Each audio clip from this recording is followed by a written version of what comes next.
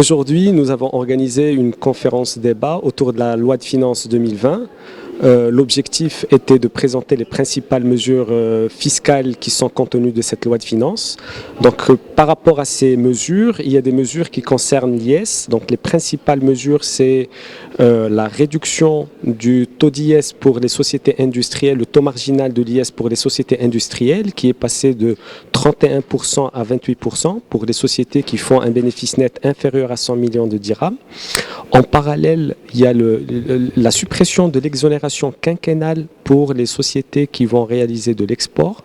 Donc, et pour les sociétés qui sont installées dans les zones CFC et les zones d'accélération industrielle, donc désormais, qui vont être créées à partir de 2020, elles vont bénéficier d'une exonération de 5 ans et d'un taux marginal de l'IS de 15%.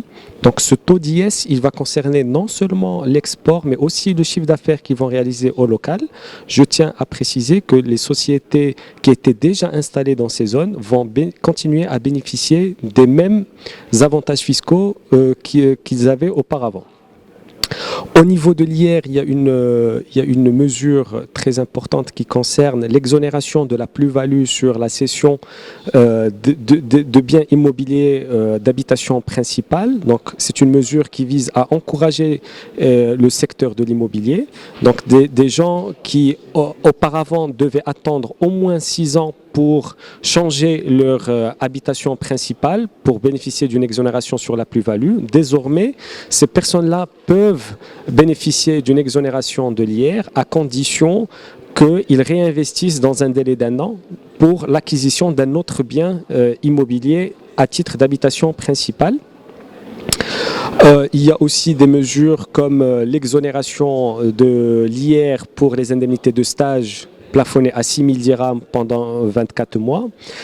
Il y a aussi des mesures qui permettent en fait de redonner la confiance aux contribuables. Ces mesures concernent les régularisations. Donc il y a 6 types de régularisation, dont les principales concernent les contribuables qui sont soumis aux revenus professionnels et qui disposent du cash qui n'est pas dans un compte bancaire. Désormais, ces personnes-là vont pouvoir déposer ce cash dans une institution bancaire et payer dessus une contribution de 5%.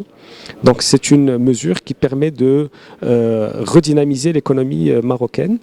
Parallèlement, il y a une régularisation qui concerne les avoirs à l'étranger, comme celle qui a été faite en 2014.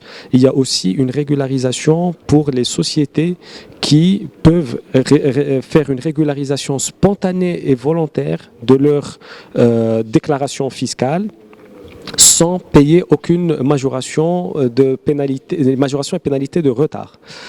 Je clôturerai par la mesure qui a suscité beaucoup de débats, c'est celle qui concerne l'article 9 de la Constitution sur le fait que l'État ne peut pas, si elle n'a pas les moyens, d'exécuter les jugements contre elle. En fait, c'est une décision qui permet en fait que les biens de l'État de garder les biens de l'État et que en fait le paiement c'est pas qu'il est annulé mais il est reporté lorsqu'il sera budgétisé l'année suivante. Voilà à peu près le topo sur les principales un résumé des principales mesures fiscales contenues dans cette loi de finances 2020.